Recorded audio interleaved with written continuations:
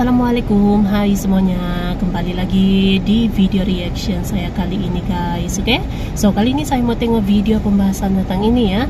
Kebangkitan Indonesia akan mengguncang dunia part kedua. Oke, yang sebelumnya sudah tengok yang part pertama dia itu yang membahas tentang kekuatan Indonesia dari segi keberagaman suku dan budayanya. Kali ini membahas tentang kebangkitan Indonesia mengguncang dunia. Oke, so jangan lama-lama lagi, mari kita sama-sama tengok video ini. Let's go.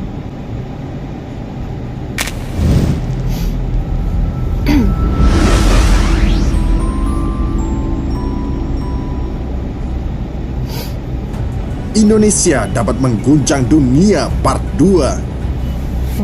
Halo sahabat bagi-bagi penghuni jagat militer Indonesia, apa kabar? Selamat datang di channel satu-satunya yang membahas persatuan Indonesia tanpa memihak elit politik manapun. Sahabat bagi-bagi, setelah membahas video pertama tentang kekuatan Indonesia yang berdasarkan suku dan budaya, kali ini kami akan membahas video kebangkitan Indonesia yang mengguncang dunia dari arah sumber daya alam. Oke, dari arah kekuatan sumber daya alam suatu negara tidak bisa dipandang remeh karena untuk menggerakkan kekuatan tempur saat berperang, sumber daya alam adalah poin utama yang wajib dimiliki oleh negara kuat. Betul. Sejarah membuktikan peperangan-peperangan hanya dimenangkan oleh para penguasa sumber daya alam saja. Contohnya, Inggris dan Belanda yang mensuplai peperangan dunia pertama dan kedua dari hasil menjarah bumi kita tercinta ini. Sebelum kita mulai pembahasan ini, jangan lupa padamkan tombol merah dan hantam loncengnya agar kalian mendapat pelajaran berikutnya dari channel paling nasionalis ini. Sahabat bagi-bagi, setelah melihat kestabilan Inggris dan Belanda pada Perang Dunia Kedua, Kekaisaran Jepang mulai melirik asal-muasal pasukan kekuatan kedua negara tersebut. Oleh karena itu, Kekaisaran Jepang berusaha mendominasi Asia Timur dan sudah memulai perang dengan Republik Tiongkok pada tahun 1937. Tetapi, Perang Dunia secara signifikan pecah pada 1 September 1939 dengan diinvasinya Polandia oleh Jerman yang diikuti serangkaian perang terhadap Prancis dan Britania Raya atau Inggris. Kekuatan Inggris mulai dirisaukan Jepang yang ingin menjadi satu-satunya penguasa di Asia. Jepang dapat melihat salah satu sumber kekuatan negara-negara di Eropa, salah satunya datang dari Indonesia. Sahabat bagi-bagi, dengan mengetahui kekuatan Inggris dan Belanda yang datangnya dari Indonesia, Jepang kemudian bersikap reaktif dan ingin memutus pasokan tersebut. Karena cita-cita Jepang ingin membentuk kekuasaan di Asia Raya dengan gerakan 3A, yaitu Jepang Cahaya Asia, Jepang Pelindung Asia, dan Jepang Pemimpin Asia. Dengan propaganda tersebut, Jepang berharap seluruh kekuasaan dan kekayaan Asia jatuh ke tangan Jepang. Zaman dulu ya. Sahabat bagi-bagi, pemerintah Jepang dengan cepat memulai memanfaatkan data-data intelijen untuk merancang propaganda yang dapat menarik simpati rakyat Indonesia. Jepang memahami budaya lokal Indonesia yang mengaitkan peristiwa-peristiwa sebagai akibat dari hal-hal yang berbau metafisika. Misalnya, mengenai ramalan Jayabaya tentang datangnya bangsa berkulit kuning yang akan mengusir bangsa kulit putih. Propaganda itu akhirnya menarik perhatian masyarakat Indonesia, sehingga kedatangan pasukan Jepang disambut gembira oleh rakyat Indonesia pada kala itu. Dengan berbondong-bondongnya penjajah yang datang ke Indonesia, bisa kita simpulkan bahwa bukan hanya kekayaan rempah-rempah dan palawija yang terdapat di negeri ini, tetapi sumber daya alam yang melebihi ekspektasi kita yang terdapat di negeri ini. Jepang tahu pada kala itu bahwa kekayaan alam Indonesia tidak terbatas pada rempah-rempah dan palawijanya. Karena bocoran salah satu intelijen Belanda yang mengetahui kandungan emas yang berlimpah serta bahan baku nikel yang tidak ada habisnya yang tertanam di negeri ini. Kekaisaran Jepang mengetahui peperangan akan berlangsung dengan sangat lama. Dengan sumber daya emas dan bahan nikel untuk membuat perlengkapan senjata, maka mutlak menguasai Indonesia adalah kunci menguasai dunia. Sahabat bagi-bagi, seperti yang kita ketahui, hingga saat ini pun asing dan asing masih mengincar kekayaan alam kita. Seperti halnya yang kita ketahui, seperti emas, kita memilikinya dengan begitu melimpah. Sebut saja yang terdapat di Jayapura, yang sayangnya kini dikelola oleh PT Freeport, yang setiap harinya menghasilkan sekitar 240 kg emas.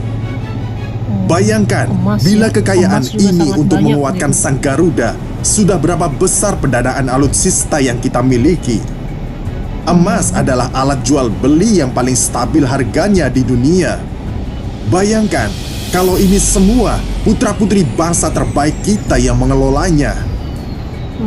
Bisa kita simpulkan, jika harga emas rata-rata per gram adalah 870.000, maka perharinya negara kita akan mendapat penghasilan sekitar 210 miliar per hari.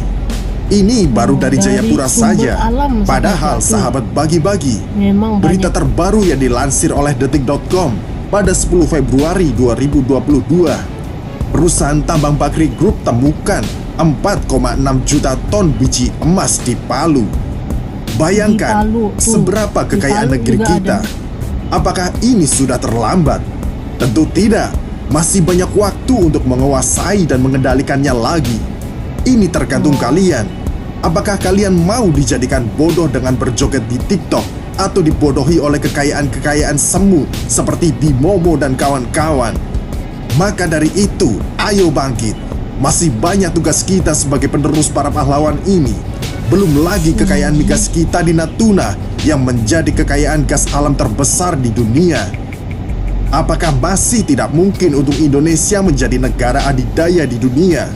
Mari kita jawab dalam hati kecil kita. Sahabat bagi-bagi, tidak sampai di situ saja. Nikel yang bahan mentahnya bisa dijadikan logam dan sejenisnya ternyata mengandung aset paling menentukan di dunia.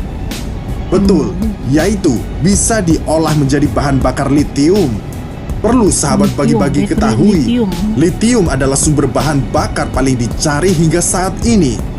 Bahan bakar rudal dan drone tanpa awak sangat bergantung dengan baterai litium. Bahkan, penggunaan smartphone dan laptop dunia masih 100% mengandalkan bahan litium. Amerika dan China memang sudah berusaha keras mengganti bahan bakar digital mereka dengan lainnya. Tetapi kenyataannya, tetap litiumlah yang masih menjadi sumber baterai terbaik. Kekuatan kita yang memiliki sumber daya alam nikel sangat dikhawatirkan oleh Eropa. Pada waktu lalu, Eropa kalang kabut saat ekspor nikel kita hentikan. Bayangkan, jika seluruh kekayaan dikelola oleh bangsa ini, para pemimpin kita tidak harus bingung dengan menaikkan harga-harga kebutuhan rakyat untuk menutupi anggaran negara. Jelas tidak butuh waktu lama Indonesia meroket. Harus kalian ketahui, pada era Soekarno, pernah Indonesia memiliki proyek nuklir, dan itu bukan isapan jempol belaka. Di mana Soekarno memahami uranium yang berserakan di negeri Nusantara ini. Kita pun punya PT Pindad yang memproduksi senjata dan PT Krakatau Steel yang memproduksi baja, yang tidak semua negara bisa memilikinya karena kedua perusahaan milik negara tersebut adalah warisan dari Soekarno yang memiliki izin dari 5 negara besar yang dipelopori oleh Uni Soviet.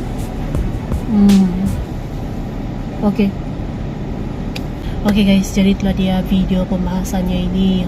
Jadi memang itu kebangkitan Indonesia ya, dengan adanya gitu sumber alam, kekuatan sumber alam itu memang sangat-sangat penting bagi sebuah negara gitu ya.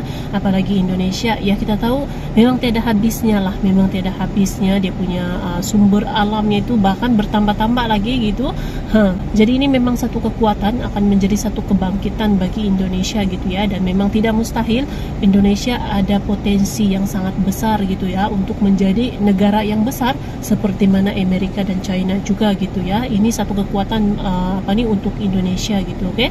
So, terima kasih banyak sebab kamu sudah menonton video ini. Jangan lupa macam biasa untuk support channel saya dengan subscribe, like video ini, dan jangan lupa untuk komen juga, oke?